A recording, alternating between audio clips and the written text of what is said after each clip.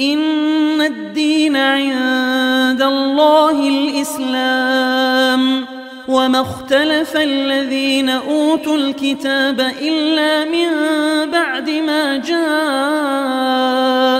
العلم بغيا بينهم ومن يكفر بآيات الله فإن الله سريع الحساب. بسم الله. السلام عليكم ورحمة الله وبركاته.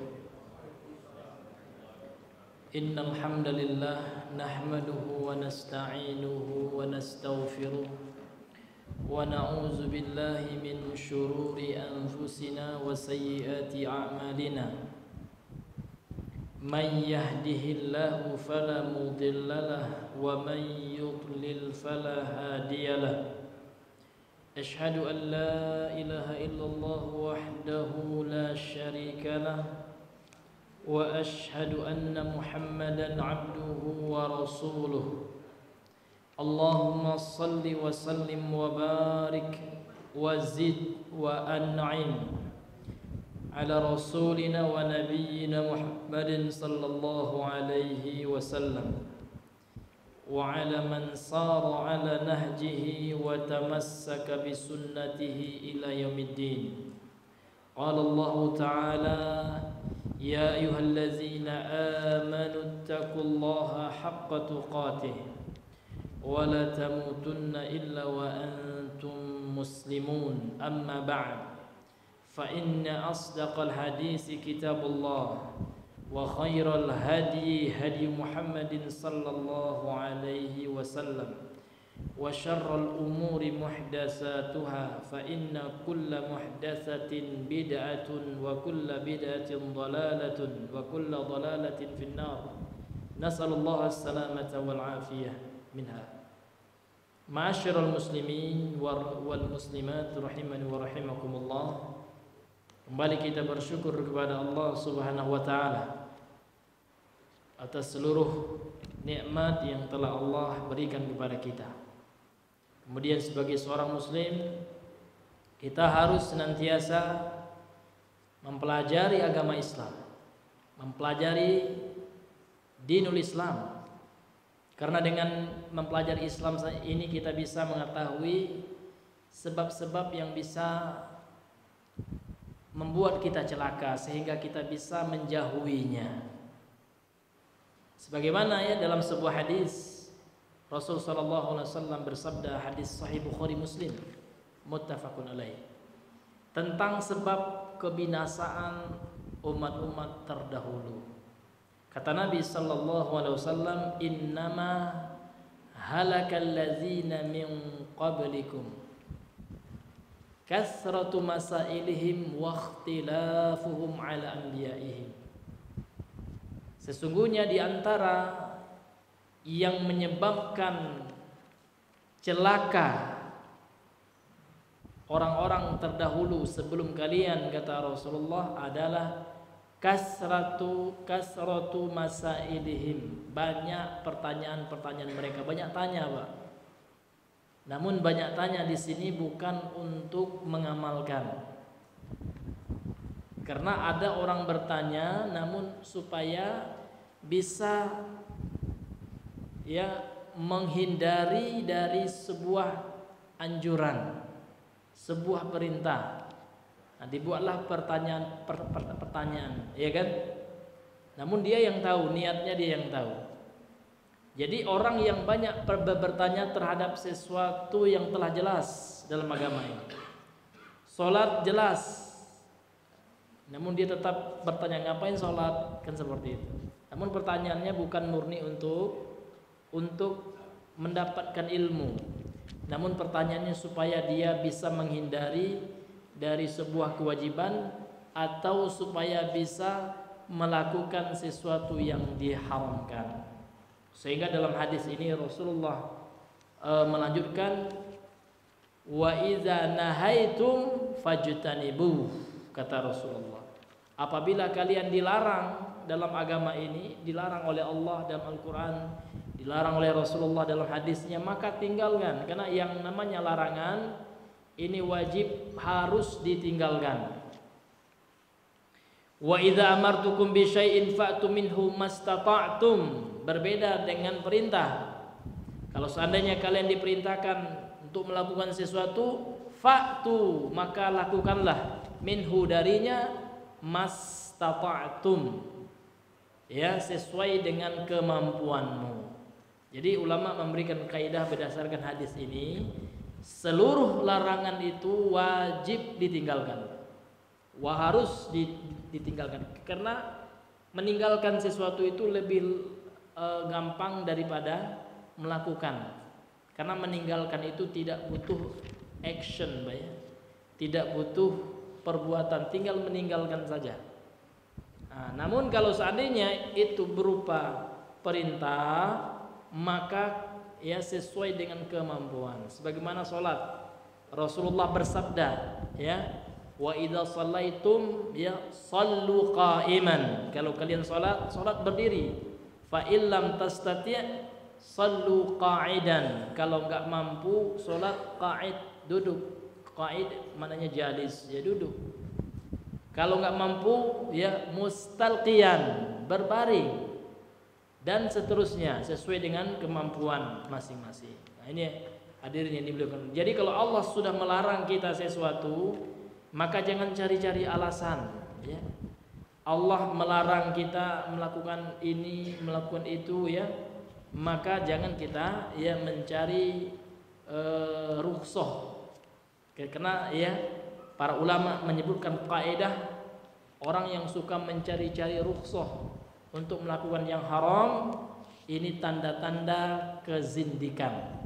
Ya.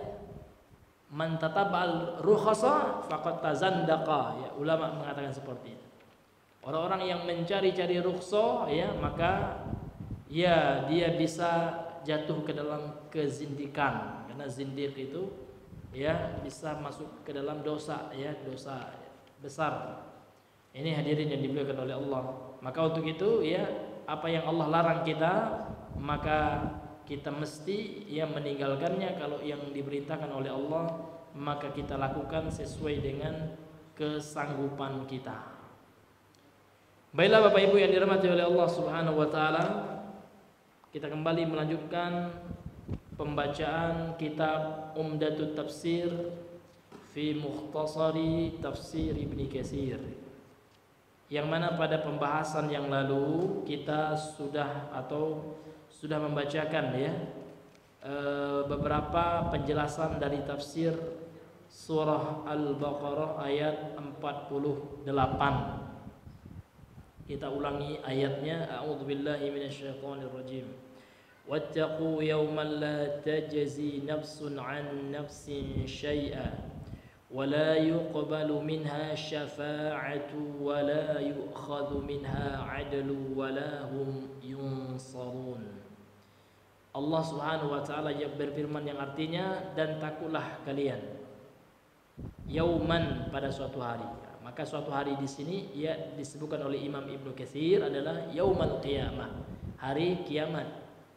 La tajzi nafsun an nafsin syai'an, satu jiwa tidak bisa memberikan ganjaran, menolong jiwa yang lain sedikit pun. Wala yuqbalu minha syafa'atun, dan tidak diterima darinya penolong atau pertolongan, ya. Syafaat itu artinya pertolongan, yang memberi pertolongan syafi', ya, syafi'un, ya. Wala yu'khadhu minha 'adlun, dan tidak diterima darinya jaminan. Karena 'adlun di sini maknanya fida, ya, jaminan. Wala hum yunsarun, dan mereka juga tidak ditolong. Jadi mereka yang seperti apa? Mereka yang pertama Bani Israel yang kafir, kemudian seluruh manusia yang memiliki kesamaan sifat dengan yang diancam oleh Allah dengan ini. Tapi kalau orang-orang yang beriman, fala khaufun 'alaihim wala hum yahzanun. Kalau orang yang beriman kelak di akhirat tidak ada rasa takut bagi mereka, dan mereka juga tidak bersedih. Maka takut di sini adalah takut dari ancaman-ancaman Allah, takut dari siksa Allah ketika di akhirat. Karena orang yang beriman mereka takut ketika di dunia, Pak. Makanya dalam hadis sahih Rasulullah bersabda, la yajtami'u fi 'abdin amnaini wala khaffain. Tidak akan berkumpul pada diri seorang hamba dua rasa aman dan dua rasa takut. Fa idza ammanani fid dunya akhafahu fil akhirah. Kalau ada seorang hamba merasa aman terhadap azabku di dunia, tidak pernah takut dengan azabku, maka aku akan buat dia takut di akhirat. Wa iza khafani fi dunya, namun sebaliknya apabila seorang hamba itu takut kepadaku di dunia, amanahu fil akhirah, maka aku akan berikan keamanan untuknya di akhirat. Nah, jadi dua rasa takut ini tidak Allah kumpulkan pada seorang hamba. Maka seorang hamba itu, orang yang beriman itu, mereka sangat takut ketika di dunia dengan azab Allah. Namun ketika di akhirat Allah berikan kepadanya keamanan, Allah berikan kepadanya ya kelapangan, dan dinaungi oleh Allah di padang mahsyar naungan yang tidak Allah berikan kepada orang-orang yang tidak beriman. Ini Bapak Ibu yang dirahmati oleh Allah Subhanahu wa taala. Adapun pelaku maksiat ya kan mereka kan happy aja Pak di dunia. Ya kan? Berbuat maksiat, tidak sholat, tenang-tenang aja. Kalau orang beriman sangat takut sekali. Ya takut sekali, ya kan? Telat sholat saja Allah musta'an ya. Mereka merasa luar biasa takutnya dengan azab Allah. Namun orang yang tidak beriman, pelaku dosa, pelaku bid'ah ya, pelaku kesyirikan ya, mereka merasa aman-aman saja. Seolah-olah tidak ada beban, Pak ya, pada diri mereka. Sehingga meninggalkan sholat gampang saja. Berbuat maksiat ya seperti menepuk atau mengusir lalat yang hinggap di hidung mereka. Kalau orang yang beriman ketika bermaksiat, faka'annama ya jalasa tahta jabal ya, seolah-olah dia duduk di bawah gunung, dan gunung itu siap untuk menghantamnya, meletus ya, keluar gerah apanya, semburan apinya. Jadi mereka sangat takut dengan dosa mereka. Itu bedanya Pak. Kalau orang yang fajir ya, orang-orang yang pendosa itu, na'udzubillah, semoga Allah terima taubat kita, Allah jauhkan kita dari dosa. Ya, mereka itu ya melakukan maksiat itu bagaikan lalat saja yang hinggap di hidung mereka. Tidak ada efeknya ya, biasa saja. Nah, ini bedanya hadirin yang dimuliakan oleh Allah Subhanahu wa taala. Kemudian pada pertemuan yang lalu ya telah kita bacakan ya beberapa perkataan daripada Imam Ibnu Katsir rahimahullahu taala. Kemudian kita lanjutkan. Qala al-muallif rahimahullah, qala Allah taala, Allah Subhanahu wa taala berfirman penggalan ayat ini, wala yuqbalu minha syafa'atun, yakni anil kafirin, dan tidak diterima darinya pertolongan syafaat, yaitu yang dimaksud oleh penulis tafsir ayat ini adalah yang tidak Allah terima syafaat pertolongan untuknya adalah orang kafir. Jadi orang kafir itu Pak tidak bisa dapat syafaat Rasulullah, karena syafaat Rasulullah SAW itu hanya diberikan kepada orang muslim dan yang bertauhid. Kalau orang muslim yang tidak bertauhid, pelaku syirik besar kan tidak diampuni oleh Allah. Jadi statusnya na'udzubillah ya, dia juga tidak akan mendapatkan syafaat dari Rasulullah dengan izin Allah. Kama qala, sebagaimana firman Allah dalam ayat yang lain. Jadi beliau bawakan ayat yang senada, yang semakna dengan ayat ini. Fama tanfa'uhum syafa'atus syafi'in, dan tidaklah bermanfaat bagi mereka pertolongan orang-orang yang memberi syafaat, orang-orang yang memberi pertolongan bagi orang kafir tersebut ya. Wa kama qala an ahli nari, dan sebagaimana Allah berfirman menjelaskan, menceritakan orang-orang penghuni neraka. Firman Allah, "Fama lana min syafi'in." Allah yang menceritakan ungkapan penghuni neraka esok kelak. Kami tidak punya pemberi syafaat, kata mereka. Wala sadiqin hamim, dan juga kami tidak memiliki seorang sahabat yang setia, sahabat yang bisa memberikan pertolongan, bantuan. Nah, berbeda dengan orang beriman, Pak. Kalau orang yang beriman, ya disebutkan dalam Sahih Muslim, ya, bahwasanya dengan izin Allah, Allah akan berikan, ya, pertolongan bagi saudaranya. Jadinya saudaranya bisa berdoa kepada Allah, minta pertolongan kepada Allah untuk, ya, untuk kebebasan saudaranya di neraka. Ini sudah sering kita dengar itu, Pak, ya, dan hadisnya sahih. Dalam Sahih Muslim itu panjang hadisnya, Pak, ya, diceritakan secara panjang oleh perawi hadis tersebut. Jadi seorang muslim itu, Pak, temannya yang saleh itu bisa berdoa kepada Allah, minta kepada Allah pertolongan, syafaat, dan dia bisa mengeluarkan teman. Namun syaratnya, Pak, teman yang dikeluarkan tentu temannya itu yang sholat. Nah, mungkin, ya, dia punya dosa-dosa besar yang lainnya, namun dia sholat. Kalau nggak sholat nggak bisa juga, Pak. Nah, karena sholat itu setelah tauhid, ya, Pak, ya, setelah dia tidak berbuat syirik, sholat itu amalan yang pertama dihisab oleh Allah. Dan kalau ada orang yang meninggalkan sholat, ya, kalau dia tidak bertobat, ya, Pak, ya, maka dia terhalangi untuk masuk ke dalam surga, ya, karena disebutkan dalam hadis sahih bahwasanya salat itu kunci surga. As-salatu miftahul jannah. Hadisnya disahihkan oleh sebagian ulama, ya, bahwasanya salat itu adalah kunci surga. Jadi kalau seandainya orang mau masuk surga, kalau tidak punya kuncinya tertutup, ya, Pak, ya, maka yang membukanya adalah amal salat kita di dunia. Nah, sehingga orang yang nggak sholat, Allah masukkan ke dalam neraka Sakor, nama neraka khusus ini, Pak, ya, bagi orang yang nggak sholat di dunia. Disebutkan oleh Allah dalam surah Al-Mudaththir itu, ya, ma salakakum fi sakor, apa yang membuat kalian masuk ke dalam sakor ini. Nah, jadi ada dialog, ya, antara penghuni surga bertanya kepada penghuni neraka. Itu konteks ayatnya seperti itu.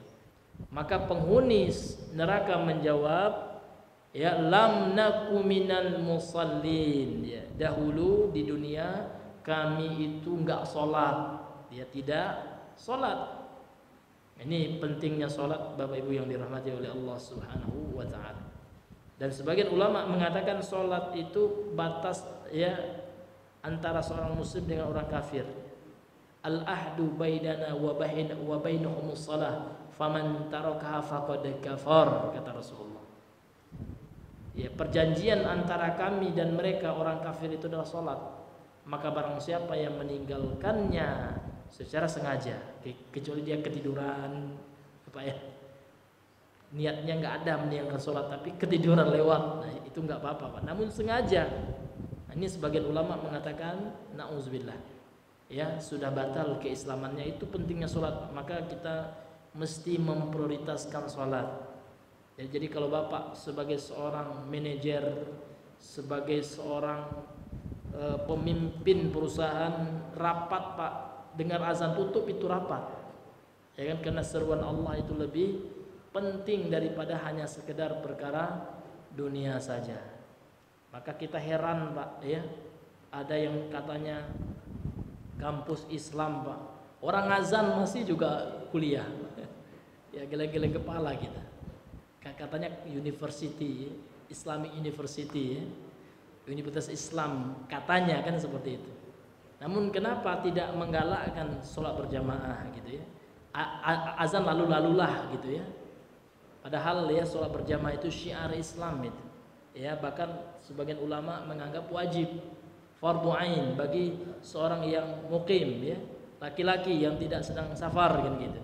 Akan tetapi, ya, banyak di antara kita di antara kaum muslimin yang mungkin tidak paham ilmunya atau mungkin karena ya perkara-perkara dunia lainnya. Karena sholat itu Pak luar biasa, besar pahalanya, tidak ada bandingannya dengan dunia kita Pak. Sholat sunnah saja 2 rakaat sebelum sholat wajib subuh gitu ya, ini lebih baik daripada dunia dan seisinya ini. Lebih baik ya daripada emas yang mahal itu, daripada perniagaan dan lain sebagainya dari perkara dunia. Maka untuk itu kita berdoa kepada Allah supaya Allah berikan kita taufik untuk bisa istiqomah ya dalam melaksanakan ibadah kepadanya. Bapak Ibu yang dirahmati oleh Allah ya, kemudian kata beliau wa qauluhu, dan firman Allah ya, beliau menjelaskan ya kata per kata dalam ayat ini. Kemudian firman Allah wala yu'khadhu minha 'adlun. Apa arti adlun dalam ayat ini? Apakah keadilan? Tidak ya. Ai la yuqbalu minha fidaun. Jadi adlun dalam ayat ini maknanya fida. Fida itu artinya tebusan. Dan tidak diterima dari orang kafir itu tebusan. Jadi walaupun dia menebus, ya Allah jangan masukkan saya ke neraka ya Allah, anak saya menjadi tebusannya, menjadi jaminan, enggak bisa. Ya kan? Bahkan Rasulullah berkata kepada anaknya Fatimah, ya Fatimatu ya sali ma syi'ti la ughni anki minallahi syai'an, rawahu Bukhari. Wahai Fatimah anakku gitu, minta apapun perkara dunia kepadaku ketika di dunia ini, wala ughni anki minallahi syai'an, maka aku tidak bisa berbuat apa-apa kelak di akhirat, tergantung dengan amal engkau. Ini Fatimah Pak, anak kesayangan Rasulullah sallallahu alaihi wasallam. Apalagi yang hanya mengaku sebagai keturunan Rasulullah, sudah bangga-bangganya gitu ya. Ya kan? Seolah-olah sudah mengkapling surga. Ya kan? Mengaku sebagai habaib ya, keturunan Nabi ya. Seolah-olah memiliki derajat yang lebih mulia. Enggak ada yang seperti itu Pak ya. Kemuliaan seseorang itu bukan status nasab. Kemuliaan seseorang itu adalah karena ketakwaannya. Inna akramakum indallahi atqakum ya. Sesungguhnya orang yang paling mulia di sisi Allah adalah yang paling bertakwa. Seperti itu Bapak Ibu yang dirahmati oleh Allah. Walaupun orang itu keturunan ya Nabi Muhammad ya, namun tidak bertakwa. Betapa banyak keturunan Nabi ya, masih satu keturunan dengan Nabi, satu nasab. Seperti ya Abu Lahab. Nah, ini paman Nabi itu Pak, paman kandung, abang daripada Abdullah ayah Nabi. Namun ketika tidak beriman kepada Rasulullah ya, ketika akhlaknya jelek ya, ketika dia angkuh, sombong ya, maka tidak ada nilainya di sisi Allah Subhanahu wa taala. Karena ada juga orang yang mengaku Habib ya, minta dicium kakinya Pak. Pernah saya lihat di video ya. La haula wala quwwata illa billah.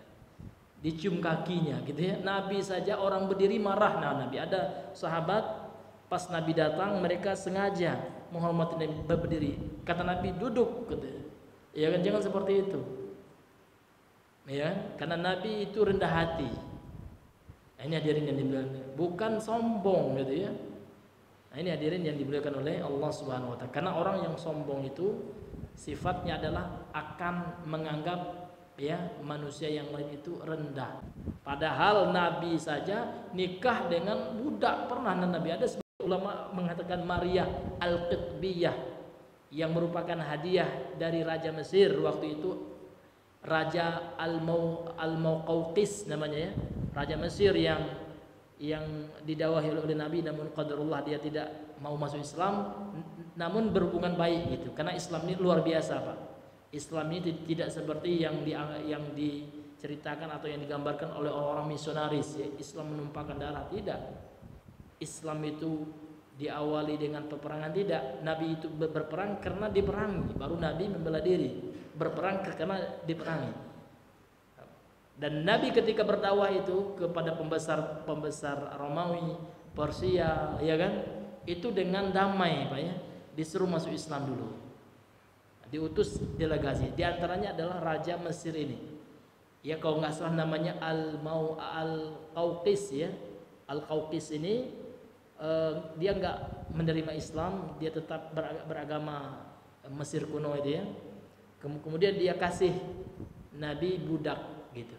Dan budaknya masuk Islam, namanya Maria Al-Qitbiyah. Ada sebagian ulama sejarah yang mengatakan dia akhirnya menjadi istri Nabi, ada juga yang mengatakan enggak gitu ya, namun dia muslimah gitu ya, masuk Islam dia.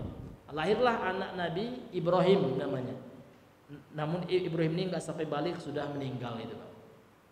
Ini hadirin yang diberikan oleh Allah Subhanahu wa taala. Intinya apa?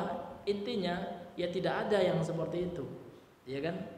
Kita itu menikah harus satu nasab saja, karena mereka yakini nyambung kepada nasab Nabi-nabi sendiri yang nasabnya luar biasa menikah dengan budak, ya kan? Biasa saja Nabi Muhammad SAW. Ternyata kata mereka, kalau kami menikahi orang yang laki-lakinya dari kami, nggak apa-apa katanya. Tapi yang perempuannya nggak boleh. Itu namanya nggak adil, Pak ya. Masa dia aja mau menikahi orang yang bukan golongan satu nasab dengan dia, sementara perempuannya nggak boleh dia nikahi gitu. Nah, ini ada juga yang seperti itu pemahamannya Pak ya. Mereka wajibkan itu Pak ya, bahkan mereka anggap dosa besar kalau wanita mereka menikahi ya yang bukan satu nasab dengan mereka, dan itu semua Pak ya tidak benar hadirin yang dimuliakan oleh Allah. Selama dia muslim ya kan, Allah tidak memandang nasabnya, Allah tidak memandang wajahnya, Allah tidak memandang kekayaannya. Yang dilihat oleh Allah adalah ketakwaan seseorang. Innallaha la yanzuru ila suwarihim ya wala ila ajsamihim walakin Allah yanzuru ila qulubihim wa a'malihim gitu. Kemudian Bapak Ibu yang dirahmati oleh Allah Subhanahu wa taala, kemudian beliau melanjutkan di sini la yuqbalu minha fidaun, tidak diterima tebusan dari orang kafir itu kelak di akhirat. Kama qala ta'ala, sebagaimana Allah taala berfirman dalam ayat lain ya, innal ladzina kafaru, sesungguhnya orang-orang kafir, wa matu, dan mereka mati meninggal, wa hum kufar, dan mereka dalam keadaan kafir, tidak masuk Islam gitu. Fala yuqbala min ahadihim, dan tidaklah diterima dari seorang pun dari mereka, dan tidak diterima seorang pun dari mereka gitu ya. Mil'ul ardi dhahaban walau iftada bih, sepenuh bumi emas, meskipun mereka jadikan itu tebusan, jaminan untuk membebaskan mereka dari siksa Allah di akhirat, tidak diterima oleh Allah.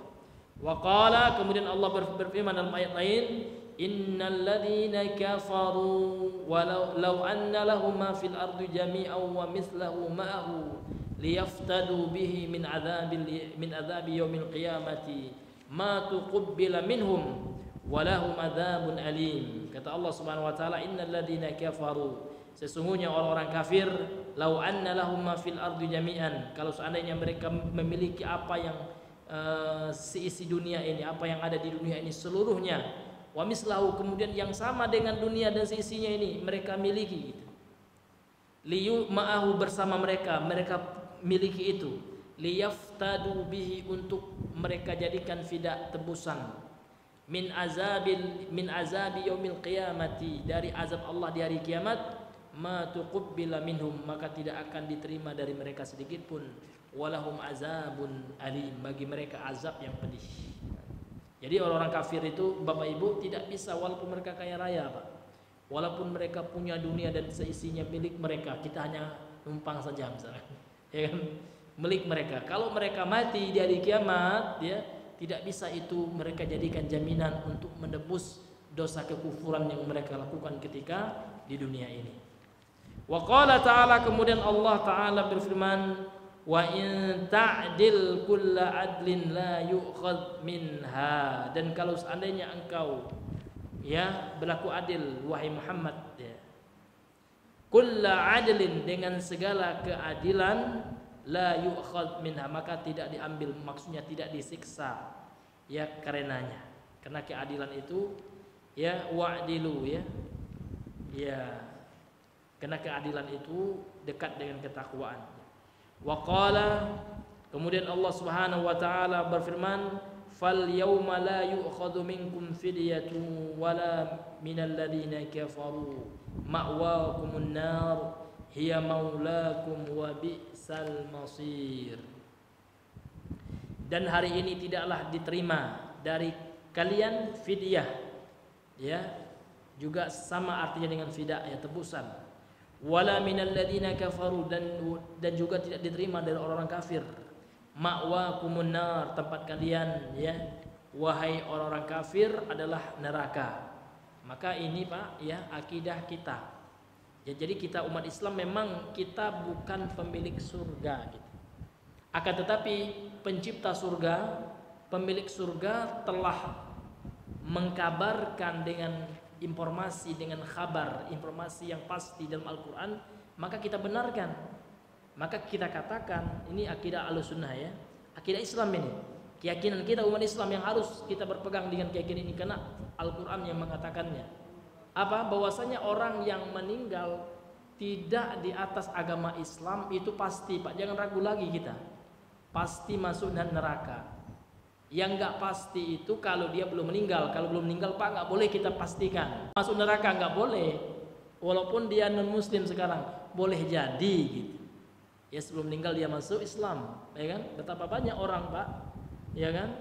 Dahulunya dia kafir, bahkan melakukan kejahatan, pengedar narkoba, masuk Islam dia.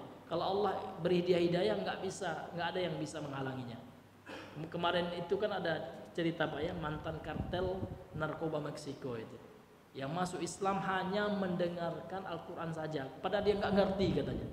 Dia bahasanya bahasa Inggris dengan bahasa Meksiko itu nggak ngerti, cuman dia lihat YouTube, dia kan, dia dengar Al-Quran, namun sangat menyentuh, luar biasa katanya.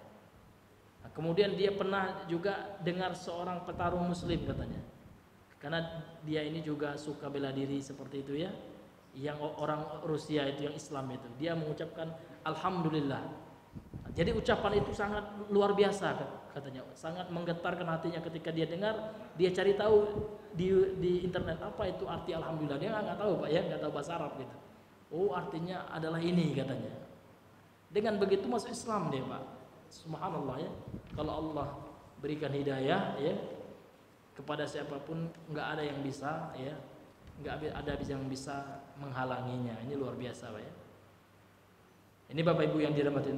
Jadi kalau orang yang belum meninggal, orang non Muslim, nggak boleh kita katakan pasti masuk neraka, enggak gitu. Namun kalau meninggal dalam kekufuran, ya, maka kita katakan pasti dia masuk neraka. Nah, kenapa? Karena ini info dari Allah, Al-Quran yang mengatakannya. Maka kalau kita beriman kepada Al-Quran, kita harus membenarkannya gitu. Kalau kita ragu-ragu, na'udzubillah gitu, Pak, ya. Na'udzubillahi min zalik. Ini Bapak Ibu yang dirahmati oleh Allah. Kemudian kata beliau, hiya maulakum, ya kan? Dialah, ya, Allah Subhanahu wa taala sebagai, ya, maula, ya, sebagai pembimbing kalian yang menciptakan kalian. Wa bi'sal masir, ya, dan seburuk-buruk tempat kembali itu adalah neraka gitu. Fa akhbara ta'ala annahum illam yu'minu bi rasulihi. Allah mengkabarkan, Allah menginformasikan, ya, dalam ayat tadi yang kita bacakan, ya, Allah menginformasikan annahum, sesungguhnya mereka, illam yu'minu, apabila mereka tidak beriman, bi rasulihi, dengan rasulnya, yakni dengan Nabi Muhammad sallallahu alaihi wasallam, wa yutabi'uhu ala ma ba'atsa bihi, kemudian dia tidak mengikuti, ya, mentaati apa yang Rasul diutus dengannya.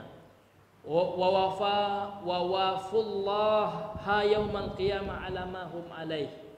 Kemudian dia juga tidak menunaikan kewajibannya yang telah Allah, ya, gariskan atasnya. Fa innahu, maka orang yang seperti ini sesungguhnya dia la yanfa'uhum qarabatu qaribin wala syafa'atu dzi jahin, maka tidak bermanfaat baginya kedekatan karib kerabat, nasab keturunan, enggak bermanfaat, Pak, ya kan? Bagi seorang di akhirat itu tidak bermanfaat karib kerabatnya. wala syafa'atu dzi jahin, dan juga tidak bermanfaat baginya pertolongan orang yang memiliki kemuliaan. Jah itu artinya kemuliaan. Maka tidak ada guna ya Pak ya kita sekarang ada sebagian kaum muslimin ya Pak, berdoa dengan jah, dengan kemuliaan Nabi, maka nggak berguna itu. Ya, kenapa? Karena kalau berdoa itu ya dengan sesuatu, berperantara dengan sesuatu yang ada nasnya, yang ada dalilnya. Misalkan kita berdoa dengan Al-Quran boleh, ya kan? Dengan ya Allah kalau seandainya aku baca Al-Quran tadi ya ikhlas, tolong kabulkan doaku ini, boleh Pak. Jadi kita bertawassul dengan amal soleh kita, dengan bacaan Quran boleh, ya kan? Iya. Namun kita doa setelah baca Al-Quran itu kita berdoa kepada Allah, bertawassul dengan amal soleh kita itu boleh. Ini hadirin yang dimuliakan oleh Allah Subhanahu wa taala. Yang enggak boleh itu dengan menyebutkan kemuliaan si fulan. Walaupun kemuliaan Nabi itu juga enggak boleh. Ya Allah, dengan kemuliaan Nabi Muhammad tolong capai hajatku, ini juga ya tidak diperbolehkan. Kenapa Pak? Ya, karena tidak ada dalilnya yang menunjukkan akan hal itu. Apalagi ya berdoa dengan kuburan. Ya Allah, karena keramatnya kuburan Syekh itu tolong, enggak boleh ya. Ya berperantara dengan kuburan. Ada juga ya Pak keyakinan sebagian kaum muslimin gitu.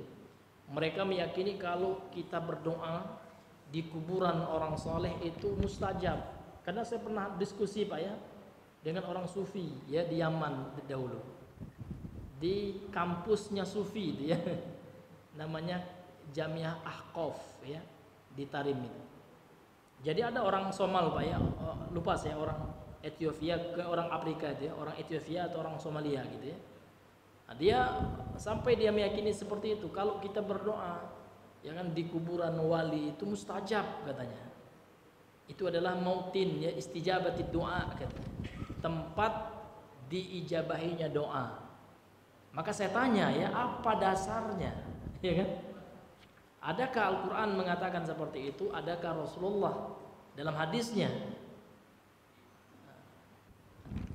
Ternyata dia tidak bisa jawab waktu itu Pak ya. Dia katanya kata Syekh, kami seperti itu katanya. Maka nggak bisa Pak, nggak bisa itu dijadikan sumber hukum. Karena dalam Islam itu sudah ada sumber hukumnya ada. Kalau di negara kita pun ada sumber undang-undang ada gitu. Kepolisian kan nggak sembarang tangkap dia. Hakim tidak sembarang menjatuhkan memvonis hukum ya. Ada KUHP-nya kan gitu. Dalam Islam ada juga nggak sembarang orang mengeluarkan hukum gitu ya. Asal ada sumbernya Pak. Maka sumbernya Al-Quran, hadis, ijma' para ulama, kemudian masalah analogi atau kias. Kalau itu adalah bagian non ibadah, mahdhah ya. Karena kalau menyangkut akidah, menyangkut ibadah murni gitu ya, ibadah khusus ya, maka tidak bisa digunakan kecuali Al-Quran dan Sunnah. Ternyata tidak ada dalilnya Pak ya. Namun hanya mengikuti taklid namanya Pak ya. Jadi ada istilah dalam usul fikih itu taklid. Jadi taklid ini ulama mendefinisikan taklid itu mengikuti sebuah pendapat tanpa tahu sumbernya, tanpa tahu pendapat itu apa landasannya.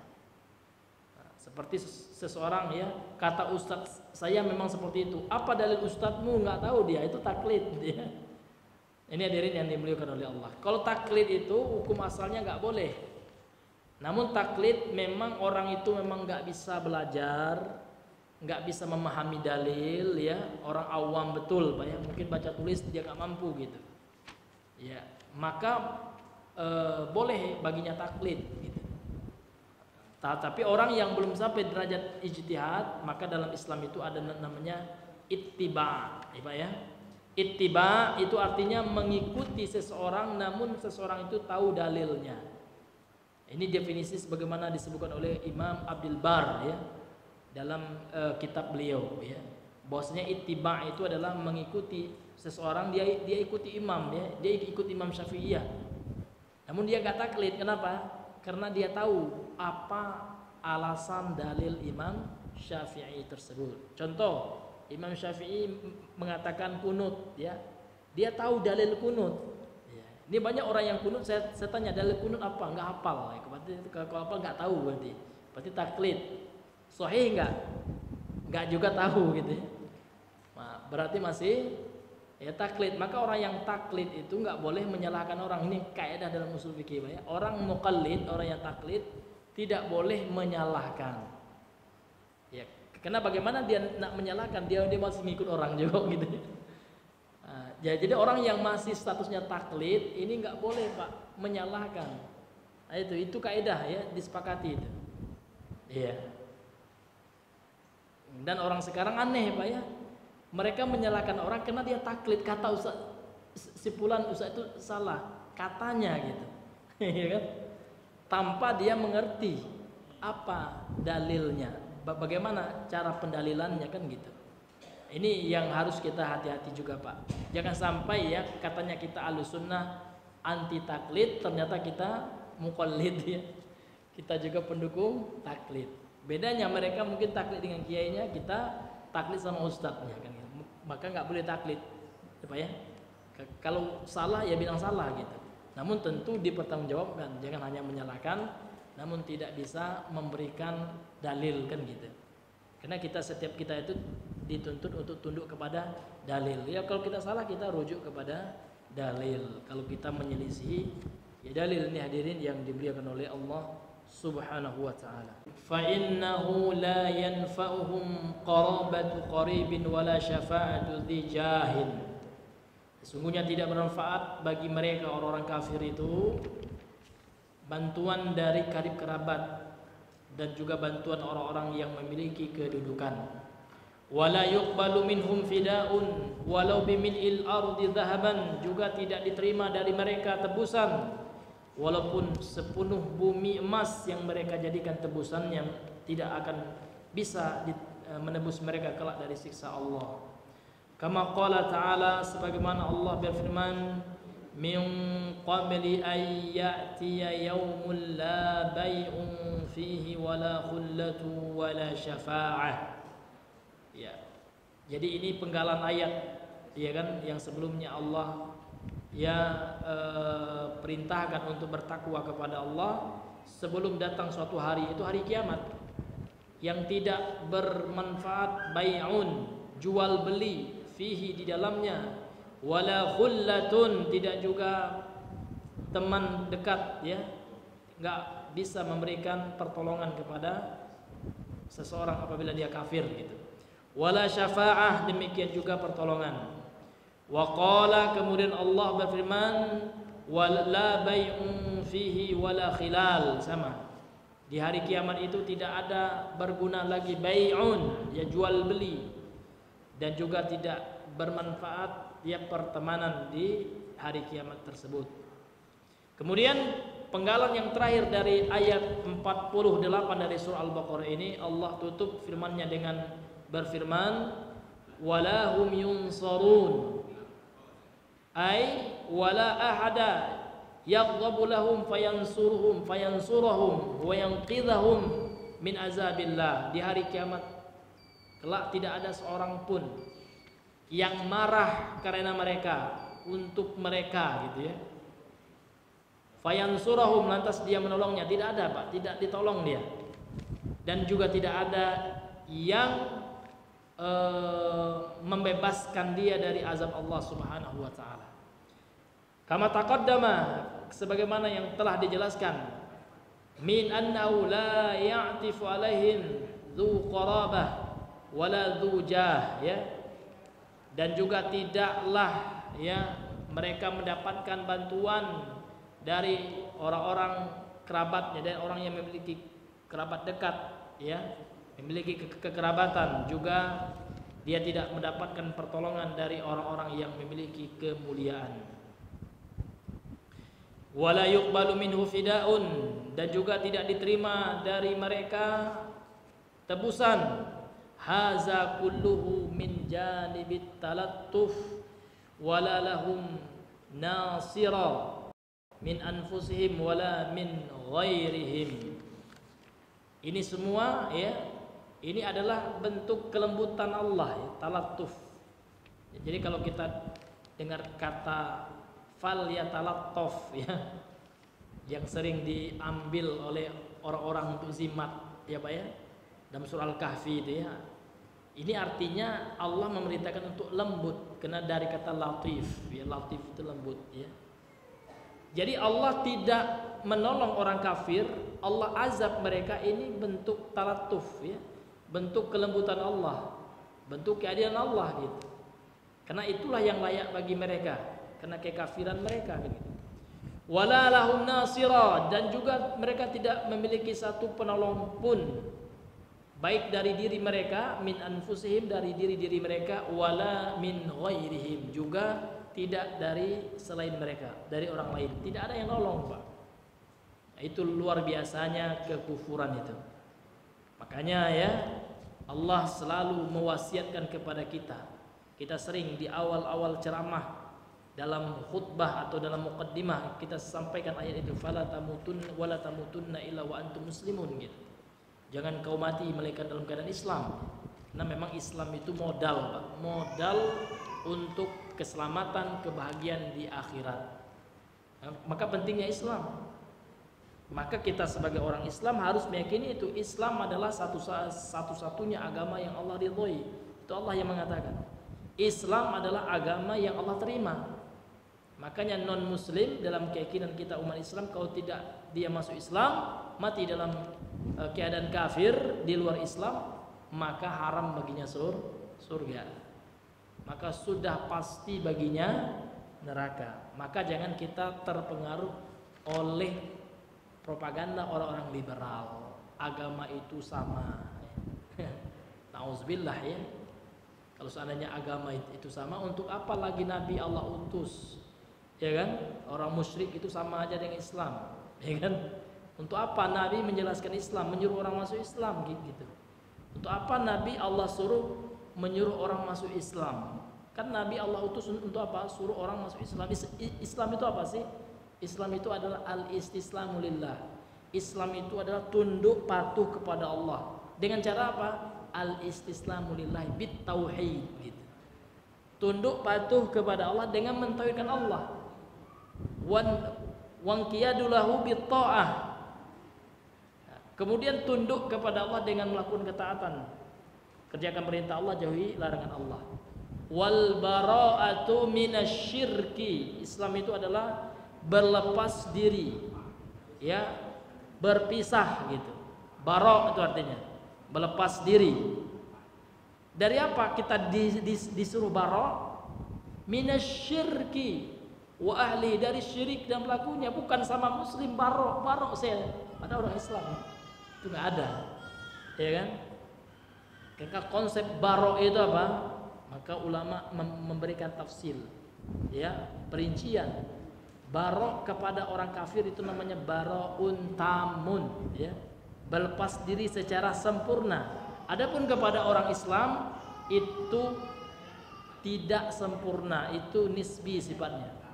Kita hanya bara' kepada yang tidak sesuai dengan Islam, ya, yang bertentangan. Gak boleh kita katakan bara' secara mutlak gitu ya. Nah, dia muqayyad sifatnya, dia sifatnya khusus. Misalkan pelaku maksiat, kita mesti bara' ya dengan pelaku maksiat.